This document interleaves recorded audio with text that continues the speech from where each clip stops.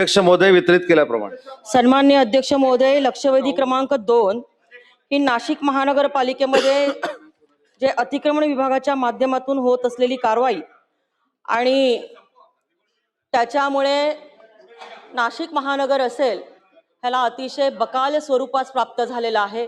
नाशिक शहरामध्ये पुढच्या 1.5 वर्षामध्ये सिंहस्थ कुंभमेळ्याचं नियोजन होणार आहे।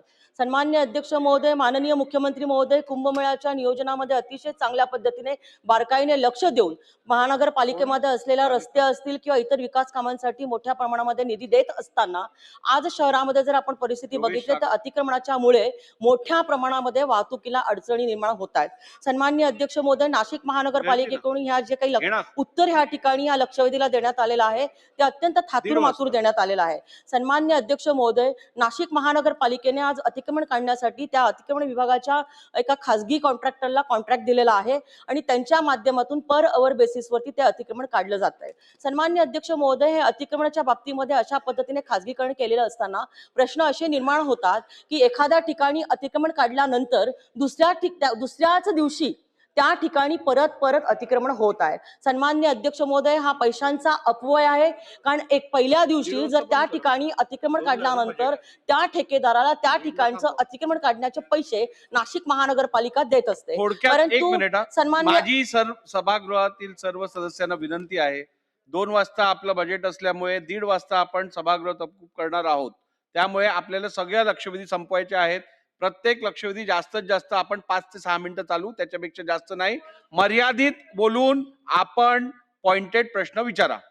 विनंती आहे की 5 ते 6 मिनिटं तुम्ही ह्याच लक्षवेधीला का बरं देतायत? आतापर्यंत मी बघितल्या की आता विषयावरती बोला आपण। सन्माननीय अध्यक्ष महोदय, अनेक प्रश्न या माध्यमातून निर्माण होत आहेत। सन्माननीय अध्यक्ष महोदय, माझे मंत्री महोदयांना काही प्रश्न आहे की आज शहरामध्ये इंदिरानगर माझ्या मतदारसंघाचा जर आपण विचार केला तर त्या ठिकाणी मोठ्या प्रमाणामध्ये अनेक वेळा नाशिक महानगरपालिकेच्या आयुक्तांना मी आदेश देऊन देखील त्या ठिकाणी अतिक्रमणाची मोहीम होत नाही। झाली तर दुसऱ्याच दिवशी त्या ठिकाणी परत ते अतिक्रमण जे आहे हे परत होत असतं। सन्माननीय अध्यक्ष महोदय, आणि जे काही लॉन्स आहे इंदिरानगर भागामध्ये त्याही ठिकाणी अनधिकृत लॉन्स मोठ्या प्रमाणामध्ये आहे। सन्माननीय अध्यक्ष महोदय, माझे 4-5 स्पेसिफिक प्रश्न आहे की अतिक्रमणाच्या मुळे वाहतुकीच्या वरती खूप मोठ्या प्रमाणामध्ये अडचणी निर्माण होतात। आज नाशिक शहरामधला जर विचार केला तर एका भागामधून दुसऱ्या भागामध्ये जाण्यासाठी जवळपास अर्धा ते पाऊण तास लागतो, कारण या अतिक्रमणाच्या मुळे रस्ते खूप छोटे झालेले आहे।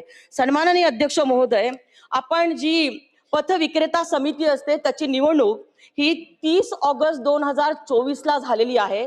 सन्माननीय अध्यक्ष महोदय, ही पथ विक्रेता समितीची प्रश्नच विचारते मी आता अध्यक्ष महोदय की ही निवडणूक झाली 3/8/2024।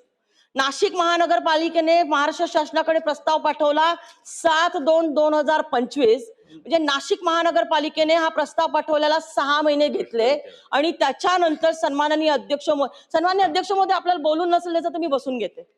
प्रश्न मी अतिशय स्पेसिफिकली विचारतीये तरी आपण मला घड्याळ दाखवताय। सन्माननीय अध्यक्ष महोदय, 2 वाजता अगदी मी 5 मिनिटांमध्ये संपवते, पण बोलून तर द्याल। सन्माननीय अध्यक्ष महोदय, 6 महिने त्याच्यावरती महापालिकेने घालवले आणि आज 7/2/2025 म्हणजे जवळपास आज 1 वर्ष झालेलं आहे शासनाकडे ह्या पथ विक्रेता समितीला अधिसूचित करण्यासाठीचा प्रस्ताव महापालिकेकडे येऊन राज्य सरकारकडे येण्याला म्हणजे 1 वर्ष शासनाने घालवलं। म्हणजे एकूण 1.5 वर्ष ह्या पथ विक्रेत्यांच्या समितीला अधिसूचित करण्यासाठी एकूण गेलेला आहे। सन्माननीय अध्यक्ष महोदय, मंत्री महोदय, एकतर 6 महिने नाशिक महानगरपालिकेला उशीर का झाला? 1 वर्ष महाराष्ट्र शासनाने कुठले अधिकारी या फाईलवरती बसलेले होते? जवळपास 3-4 महानगरपालिकांचा हा प्रश्न आहे की पथ विक्रेता समिती झालेली नसल्या कारणाने आज हॉकर्स झोन करण्यासाठी महानगरपालिकेला अडचणी येतात। सन्माननीय अध्यक्ष महोदय, त्यामुळे मंत्री महोदय, ही पथ विक्रेता समिती अधिसूचित करण्याचं काम येणाऱ्या 15 दिवसामध्ये पूर्ण करतील का? हा माझा पहिला प्रश्न आहे। सन्माननीय अध्यक्ष महोदय, माझा दुसरा प्रश्न असा आहे की माझ्याकडे इंदिरानगर भागामध्ये जवळपास एका 30 मीटरचा डीपी रोड आहे सन्माननीय अध्यक्ष महोदय, आणि त्यालाच लागून जवळपास 23 मीटर कॅनॉलचा रोड आहे। सन्माननीय अध्यक्ष महोदय, त्या ठिकाणी एक मोठं खाजगी रुग्णालय अशोका हॉस्पिटल त्या ठिकाणी आहे. त्या ठिकाणी गेल्या 2 ते 3 महिन्यांपासून मी महानगरपालिकेला सांगितल्यानंतर त्यांनी थातूरमातूर कारवाई केली. फक्त त्यांचं गेट पाडलं. परंतु त्या ठिकाणी रस्त्याची मोजणी केल्यानंतर विषय अध्यक्ष नाही आता. महोदय महत्वाचा प्रश्न हा विचारतीये. विषय या अध्यक्ष लक्षवेधीत महोदय, नाहीये. 30 मीटर डीपी रोड आणि ज्या ठिकाणी ते हॉस्पिटल आहे त्या ठिकाणी फक्त 23 मीटर मधलं 10 मीटर आणि जवळपास 16 मीटर जागा उपलब्ध राहते. ह्याचा अर्थ त्या ठिकाणी त्या हॉस्पिटलने अतिक्रमण केलेलं आहे. नुसतं अतिक्रमण नाही, त्याला रचना विभागाच्या अधिकाऱ्यांनी त्याला मान्यता देऊन ती इमारत बांधण्यात आलेली आहे. मंत्री महोदयांना या विषयामध्ये माझा प्रश्न आहे की मंत्री महोदय, हे अधिवेशन संपण्याच्या आत ह्या विषयाच्या बाबतीमध्ये आदेश देऊन सदर विषयाची सविस्तर माहिती नाशिक महानगरपालिकेकडून मागून, मंत्री जर महोदय. सदर ठिकाणी अतिक्रमण झालेलं असेल आणि ज्या अधिकाऱ्यांनी नगररचनाच्या अधिकाऱ्यांनी त्याला मान्यता दिलेली असेल त्या अधिकाऱ्यावरती कारवाई करतील का? आणि तिसरा शेवटचा माझा प्रश्न सन्माननीय अध्यक्ष महोदय असा आहे की आज अतिक्रमण शहरांमधलं काढायचं असेल तर त्या ठिकाणी पोलीस डिपार्टमेंटची मदत घेतली जाते. हे पथविक्रेता समिती जी आहे त्याच्यामध्ये देखील हे सगळे अधिकारी आहे. सन्माननीय अध्यक्ष महोदय, मुंबई महानगरपालिकेच्या विषयाच्या बाबतीमध्ये बांगलादेशचा विषय निघाला. माझा स्पेसिफिक प्रश्न असा आहे की नाशिक शहरामधल्या या पथविक्रेत्यांची जी काही मान्यता आहे किंवा किती पथविक्रेते आहे, त्याच्यानंतर डॉमिसाईल सर्टिफिकेट सन्माननीय अध्यक्ष महोदय पथविक्रेत्यांना आपण कंपल्सरी करणं आवश्यक आहे. मंत्री महोदय. तर ह्या बांगलादेशींना आपण छेद देऊ शकतो. माझ्या घराच्या शेजारी एक माणूस राहतो, तो राहतोय ग्वालियर मध्ये आणि तो म्हणतो की मला पाणीपुरीच्या टपरीसाठी मंत्री महोदय ताई आपण मंजुरी देणार का?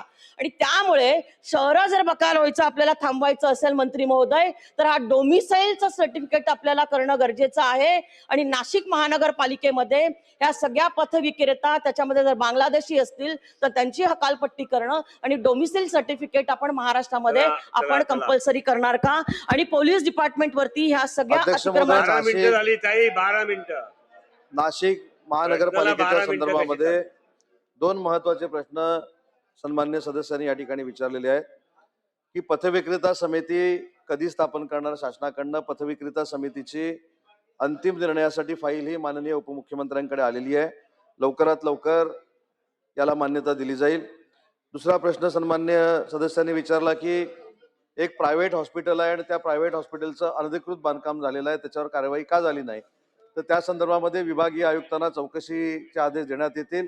त्याच्यामध्ये जर खरोखरच कोण दोषी असेल तर त्याच्यावर कारवाई केली जाईल. आणि एक महत्वाचा जो मुद्दा आहे की प्रत्येक जिल्ह्याचा की अनधिकृत बांधकामासाठी महानगरपालिकेचे आयुक्त असतील किंवा नगरपालिकेचे आयुक्त असतील, हे पोलिसांकडे पोलीस फोर्स मागतात आणि तो न मिळाल्यामुळं काही अतिक्रमणं तशीच राहतात. तर या लक्षवेधीला अनुसरून जिल्हाधिकाऱ्यांच्या अध्यक्षतेखाली संबंधित महानगरपालिकेच्या आयुक्तांच्या बरोबर आणि एसपीन बरोबर किंवा सीपीन बरोबर अशी एक समिती गठीत केली जाईल आणि तिघांच्या पुढाकारानं ही जी काय अनधिकृत बांधकामं पाडण्याला कुठं अडचणी येत आहेत त्या दूर केल्या जातील. यासाठी नवीन कमिटी नेमण्यात येईल. चला, लक्षवेधी क्रमांक 4 पुढे ढकलण्यात येत आहेत. लक्षवेधी 5 साठी मंत्री आता परिषदेमध्ये आहेत.